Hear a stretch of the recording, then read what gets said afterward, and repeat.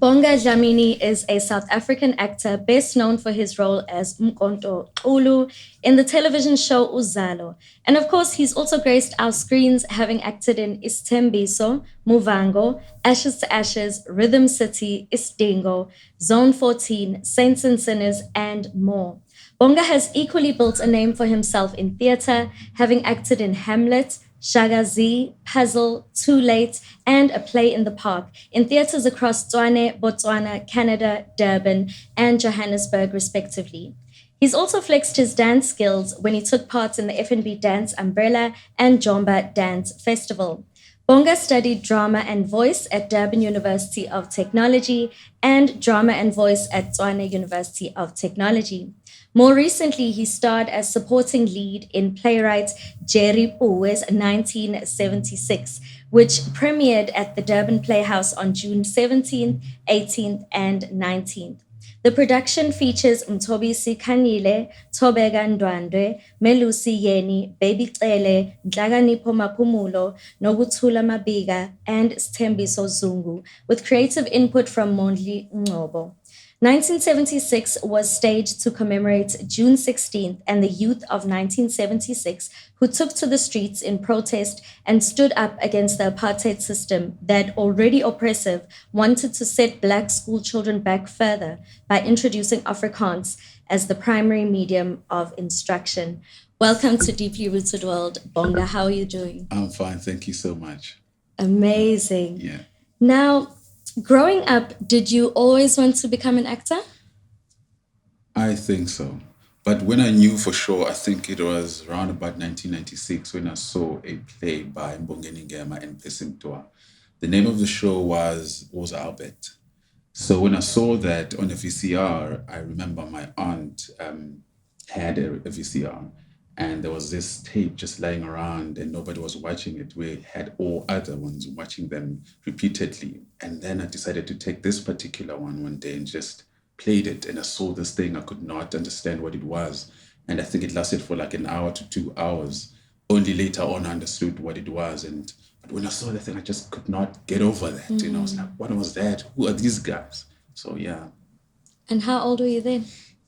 I was already 21. Okay. No, I'm kidding. I was a child. No, I don't remember. Maybe like, I don't know, maybe like 9. Yeah. I don't know. Yeah, And from 10. that moment, you knew. I knew, Yeah. I just saw my people. I saw Yeah. 2 angels on this thing, and I wanted to be part of them and be part of this world. Yeah. Amazing. Now, what would you say have been some of the major challenges along your journey to getting to where you are now? I think I think they've become problems more than anything, to be honest. And I think it's problems that not only me are facing. Um, I think the lack of not being taken seriously as an industry as a whole, and also as just individuals in terms of if the country, because I think it's beyond me, it's beyond my colleagues, it's beyond the industry. There is powers that are beyond all of us as a collective. So I think if the country or the government does not understand that our industry is the voice and the face for this nation, then they'll never respect us. And I think right now they're just not understanding or accepting that we are the voices and the faces of this country. Whatever we put out there, that is the definition of us as a nation. So if we invest more in that, then everybody will understand us and everybody want to be part of us and come to this country and grow as a nation. I love that you've said that. So basically, these are structural, systemic changes that need to happen, changes of perception. Yeah, and the biggest question is, if I can see this, then how come the minister cannot see this? Surely they do. So why then they can't do this and just make sure that we get the right money and we get the right everything, and just be a country that the world can respect and love. I mean, the Chinese have done this, and they're still doing it. In India, they're doing this. They're amazing. In Hollywood, they're doing this. Why can't we do the same thing? And all of us want to go to these countries and see these landmarks and cultures and food and people because we see these things on film.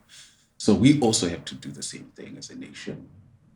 Brilliant. So Yeah, put our artists as our best foot forward, basically. for sure. We have Amazing. to. Yeah, We have to. I love that. For someone who hasn't trained and is knowledgeable in the different acting techniques Sure. applied on screen Yeah. and then in theater, what would you say are the major differences between these two formats? Um, 5 years ago, I was gonna be like ruthless with that answer and be like, yeah, people should go and train so you can have techniques and understand and you can see beyond. But then as you grow, you realize that some people do have the characters that we're trying to become, and we trained to be able to become those characters. And some people just come out as those people that we want to portray, and it's only fair for them to get that opportunity and become who they've already been gifted to be, and they can learn along the way.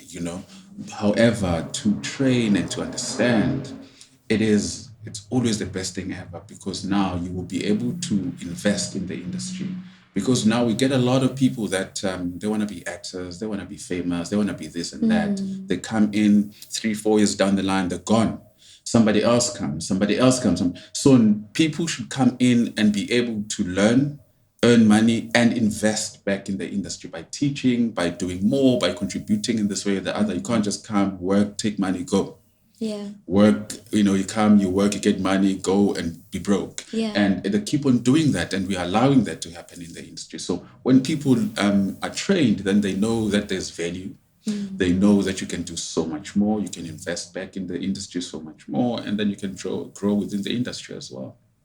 I really like what you said because it sounds like the dynamics of a relationship between the actor and the industry. Yeah, And I think in any relationship, it's never just a take, take, take. yeah, for sure. Yeah. So for the person or the actor coming in to understand that there also has to be a certain amount of giving back. Is that what you're saying? It's a must. Absolutely. Yeah, we can't Okay. have these cute, pretty people coming in Yeah. and out. Speaking about giving back, you Yeah. mentioned an upcoming project. I'm not sure if you Yes. can speak I about it. can, of course I can. Amazing. Yeah. I'd love for you to just touch on the project that you mentioned with the high schoolers. For sure. So what I've decided to do, I came up with an idea or a concept, and the idea is basically to go around Durban and going to schools, in particular high schools and higher primary schools, and teaching them about negative impact of social media, cyberbullying, bullying in real life, and just depression and peer pressure and those kind of things, because we are now in the times where social media is so powerful and influencing all of us, even adults, how Yeah. to teach, how to lead, and all of that. So, for the kids to know and understand the negative impacts of social media that it could have in their lives and daily lives, it's very important, because now they draw from that. Who am I? Yeah. What am I? What do I want to become? They see all of that on social media. So, online, if you don't have scientists, but we've got a lot more actors. Everybody wants to be an actor now. Yeah. But if you've got the others also, they need to understand that what you see there is what is there, not what is available to you as a human being. So you need to grow as a full, a well-rounded human being beyond social media. Yeah. Yeah. I love that. I mean, I'm a mom. We see the impact of social media on our young people, how it's such a big part of their lives. They're on TikTok all the time. Sure. And speaking as someone in our generation who they describe as digital migrants, those of us who come from the pre-digital into the digital, Sure. you've just raised this point. Would see nobody really teaches you how to survive social media. No one teaches you the rules of engagement. Yeah. You So know. true, yeah. So is that kind of basically what it is? Yes, definitely it is. And even the things that they like and understand, or they think they understand, they need to know more about those things. Where are these things leading me in the next 10, 15, 20 years, And everybody wants to be pretty now. Everybody wants to be beautiful and have these brands and have these vacations and locations and these cars and everything else. And not everybody's enjoying those things. Sometimes you can just drive a car for a day and post that car for the next 2 3 months, as if it's your car. So it's not everything you see there is not reality. There's a lot of acting and branding placements and things of that nature. Yeah. All the best with those workshops. Sounds really valuable. Sure. Yeah. The writer and director of 1976 had this to say. As someone who worked closely with young people, I've been observing that our young people are angry. All they do is point fingers. They don't participate in community issues. They don't participate in politics.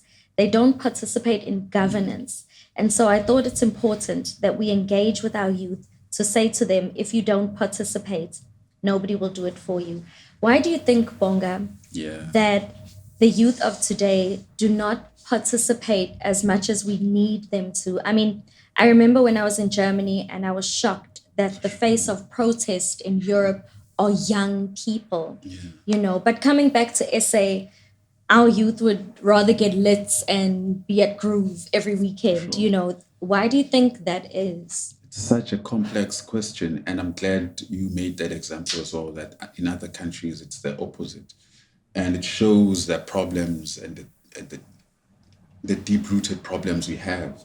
And if then the youth is like that, imagine the parents, us who are raising them, how rotten and misled and confused and we are if our production is like that. So we are more of a problem as leaders than the youth. It's a fact. So if we can see those things and see the youth going through those things and not taking responsibility, it means we are worse than them. That's what it means. So the problem is us as the leaders, as the parents, than the youth. We can change those things by being honest as a nation. We do not have the capacity and the power, not because it's not available, but because no one is willing to make it available for all of us at the same time, so we can have the impact and the power we deserve to have as people. So the youth is just displaying our failures, and they're just becoming who we are as failures, and failing to become the heroes and the leaders they're supposed to be. But one day they will find a way, and the way they will find would not be probably the way we want, but somebody has to at some point. Yeah. I love your answer because it goes against all these stereotypes that, firstly, that men do not like accountability. Yeah. But you've been mature and responsible and wise enough to say it is on us. For sure, it is. Yeah. Would see kids replicate what they see, Yeah, for sure. and bringing it back to the role of leadership within Yeah. young people's lives. Yeah. And maybe also the youth, because they've got the energy and the time, and they've got a lot of numbers behind them. Maybe it's time to realize that for them to change all of this, maybe our elders, they need to go home and rest. Yes. It's about time. Yes. Yeah. For some fresh vision and energy into the system. Yeah. I mean, you take somebody who's like 60 or older and you ask them, please define 2023. And you take a young girl, a young man who is 21. Yeah. Two different answers. So you can't lead somebody that you don't even understand how they view the world and the times. Brilliant answer. Yeah. It's a time for freshness, time for new vision. Come on. Inspired thoughts. I love it. Yeah. Okay. Now, let's bring it closer to home. What do you believe the role of the artist is in bringing about positive social change in our country? I think for us to embrace the truth, this is not going to sound good, but it's the truth. We have to get paid, first and foremost, before we can even talk about anything. We have to get paid. And when I say that, I mean we have to be able to afford safety and security in every way first and foremost. Because if you don't do that, or if you don't have that, then you're gonna be a liar to yourself and to everybody else. Never be able to achieve anything because you think with your stomach. We have to get paid. We need that money. We deserve that money, and then the truth will come out as it should. We already know what's good, what's not, and we know the truth. Yeah, it touches on Maslow's hierarchy of needs, Yeah, so powerfully, that in order for any human, whether they're an artist or not an artist, yeah, like you're saying, security, food. I yeah, mean, we've all seen how most artists start sleeping on couches of for friends. sure. Every time, every season, Yeah. different face. I mean, it's crazy. I mean, to be in Joburg and to be here at the same time, because the point is to make money. Yeah. At the same time, I'm trying to change my life. I'm trying to change other people's lives, and it's too much. Actually, Yeah. not today. Yeah, And, touching on that, I'd even go as far as saying that that specific disposition of needing one's basic needs met even affects the quality of the art. yeah, yeah. I mean, I'm going to say this again because our leaders, because I've met so much of them. Honestly, some of them are even from my family. So I'm not afraid of being honest because it's just the truth. I Yeah. mean, you meet these leaders like now with the Playhouse. The Playhouse is amazing. I mean, they've given us this opportunity. They continue to give me this now opportunity to go to schools. And you meet these leaders, our leaders from government. They're watching us, they're shaking our hands. I mean, I've been in the industry for 16 years, and they're shaking our hands. Oh, amazing work, amazing this, amazing that. And then you're thinking to yourself, but I'm amazing, but I can't even afford a piece of bread. Yeah. I perform, you hear every time. Yeah. It makes no sense. Yeah. It makes no sense. Yeah.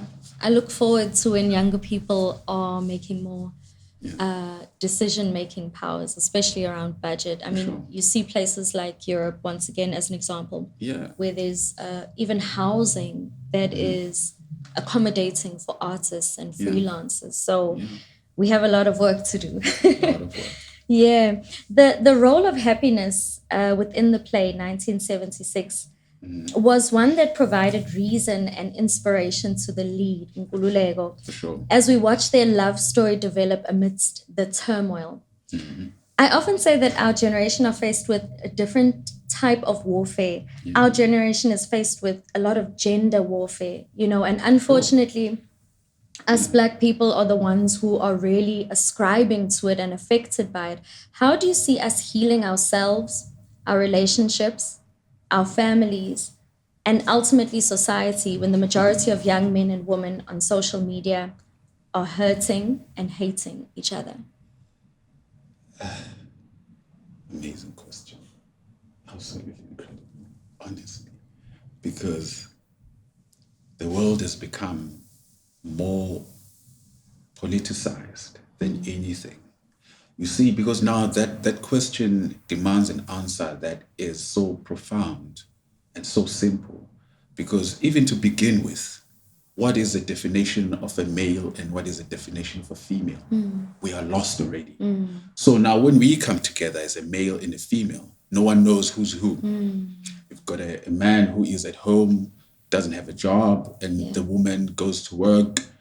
He is now with the kids or whatever the case might be. So now who is the man? The woman. Once a woman is a man, automatically the system shifts and it shifts to a point and directions that nobody can be able to understand or explain or even to exist. But it goes deeper than, because some people can be like, no, but I don't want to work or whatever the case might be. It's fine. But by nature, men have to be able to provide. Because once you provide, you can lead. Once you can lead, then you can grow and raise people, as a family. And then it goes to the community, to the village, to the continent, and the world. So if at home, that opportunity you cannot even have simply because of the system, then the whole family structure will collapse. So we'll never be able to find each other as female and male, if we don't solve those problems. Yeah. So as we meet each other in the street and wherever we go, we're already confused. I mean, I've got this beautiful young lady who has this beautiful car and a home, and I've got this beautiful man who has nothing. And this lady keeps on having or getting this job opportunities, and she grows, and the male not so much. Then you ask yourself, how? Is now the system saying women are better workers or better employees or better business people, therefore the government is going to favor them? Or that's not the case? Or it's being done so something else can happen? So a man can be a woman and a woman can be a man, and everybody's confused? Not because I'm saying men should have money and women should not, or men should have more, women should not have. I'm saying nature says men have to be more accountable in the department of providing, as a woman has to be more accountable in the department of nurturing by nature. I'm in full agreement. Yeah. Without sounding too conspiracy theorist, Yeah. I do believe that the Black family units has throughout time been targeted, For sure. and I think it's just a matter of those of us within this play Yeah. of warfare to just see it for what it is. Yeah. Like you're saying, Yeah, for sure. it's a disruption of the order, which not only affects us on personal levels, but wider society. Oh, absolutely. Yeah. Yeah. Yo, hi. It's time to wake up. We have to. We have to. Yo, I know that was a really deep question and you handled it tremendously well. My last question is, how has being part of 1976, the theatre production, impacted you as a person and an actor? I mean, I think these are constant reminders that we are not doing enough. I'll be honest. These are constant reminders that things are still the same. I mean, if I can sit here and talk about the body of work I've done and some of the things I'm still doing, and nobody knows who I am, and nobody understands what I stand for. Even my family members don't even know what I stand for. Then there's a big problem there. And I've been doing the same thing for 16 years, only growing, Then there's a big problem there. And so to do this play where I can just walk outside right now and be like, do you know 1976, the musical? Somebody, no, actually everybody will say no. It's a problem, Then it's just a constant reminder of the things we're not doing and the things that we're supposed to be doing. So it was just another reminder to say you're not doing enough as a group of actors or as a group of whoever, or whatever the case might be. But nobody's doing what they're supposed to be doing at the moment. And we need to find ways to be able to come together and do these things and be more consistent. I mean, one of the guys I know personally, he's like 30 something, right? He came and watched the show. He's like, dude, I was just saw a theater show for the first time in my life. I'm like, what? Yeah. So we can't have that. We need to be able to be accessible, but more than that, people should be able to have these things wherever they are. These theater shows and these writers and directors and government fundings should get to the people. What would you say are some of the challenges in accessibility to theatre for the general public? I think I don't think it's a mistake. I mean, you look at the pre-94, there were like theatre shows and theatre plays and writers, Arthur Fugard and all these amazing actors. And they all had like powerful storylines and powerful writers. And suddenly after 94, they're gone. Why? Because we've got nothing to fight for. I don't think so. But why after 94, everything starts dying down? 2023, nobody's interested in theatre.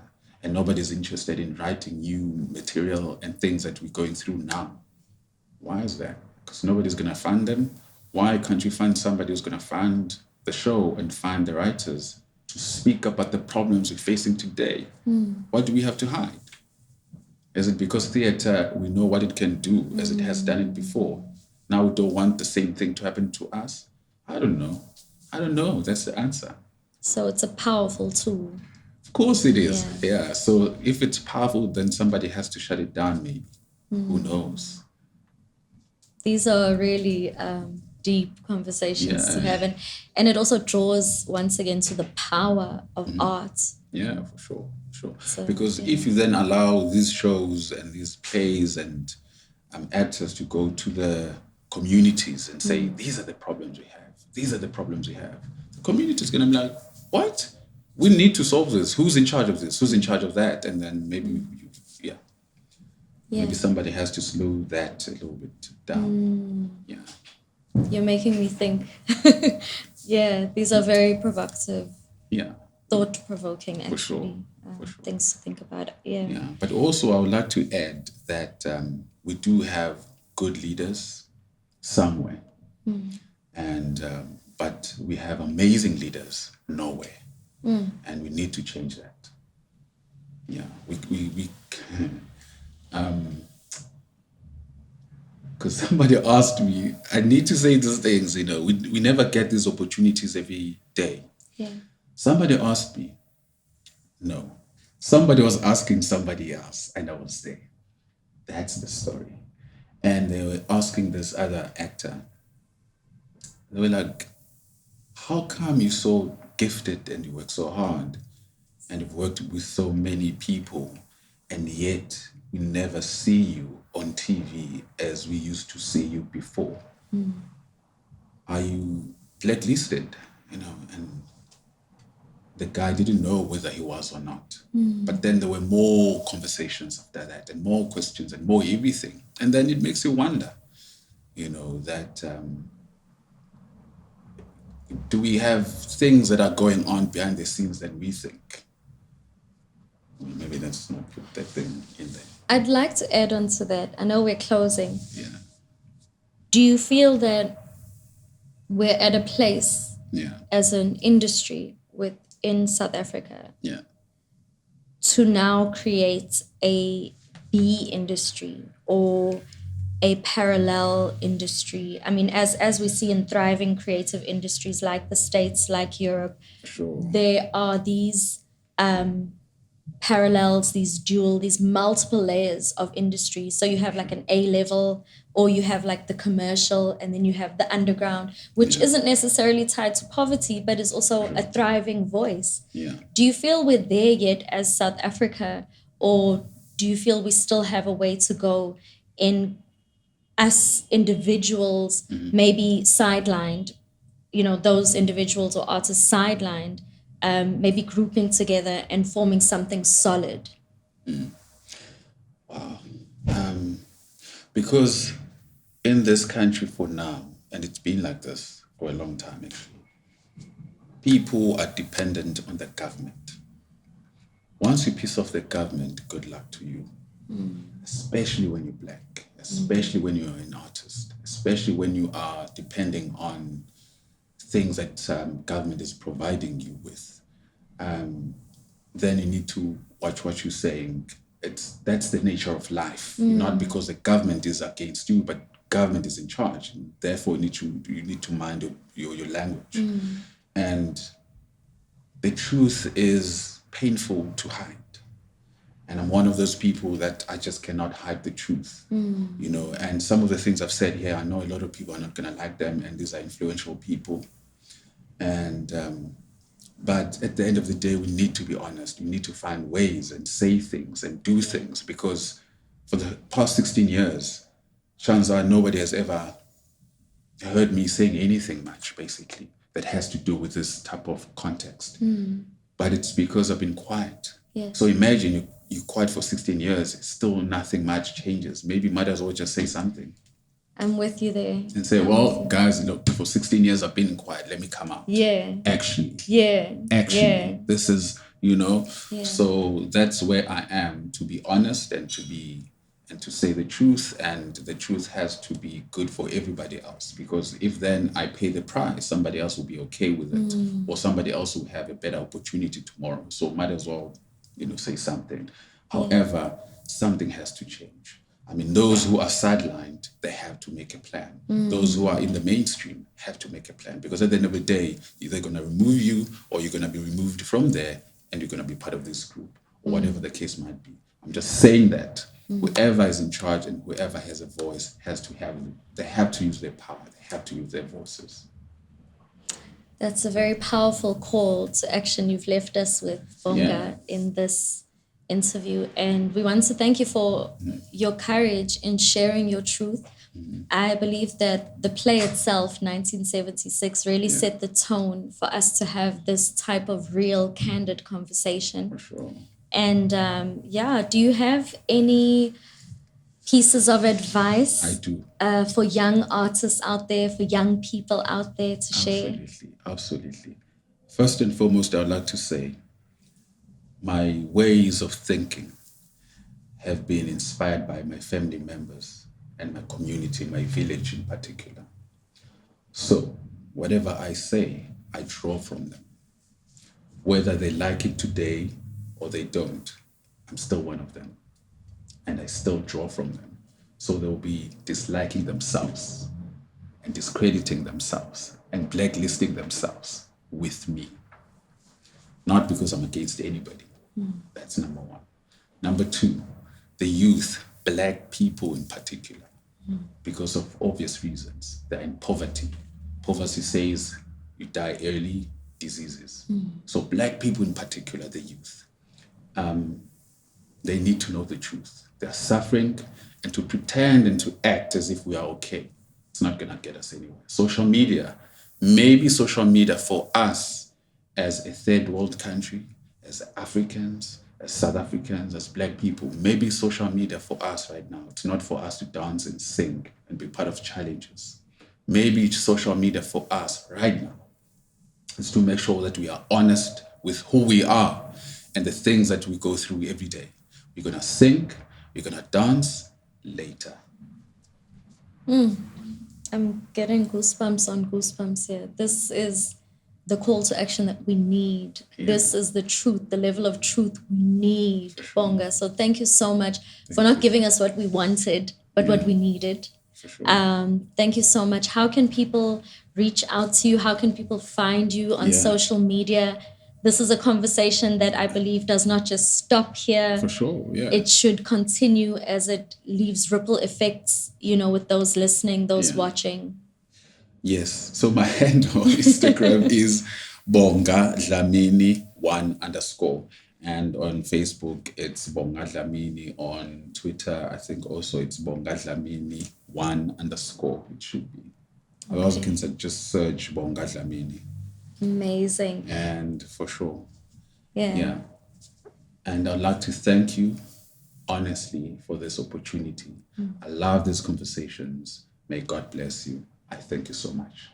Thank you so much. That was Bonga Dlamini, who starred in the theatre production 1976, which just premiered at the Durban Playhouse this June. Thank you so much. Thank you, ma'am.